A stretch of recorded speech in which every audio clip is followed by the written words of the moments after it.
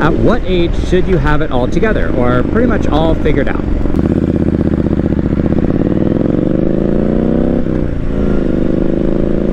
I feel like mostly younger people feel that they don't have it all figured out and wonder what's wrong with them because they just don't have it all together and feel more lost than pretty much a hen in an egg-sized hailstorm. Well, my answer, I guess, would be, of course, you don't have to have it all figured out. I definitely don't, and really furthermore, I don't think you're supposed to have it all figured out. Anyone who thinks you should have it all figured out by 26 or 27 or 28 years old is pretty much simply a fool, in my opinion. Knowledge and experience and wisdom, I feel like, take time.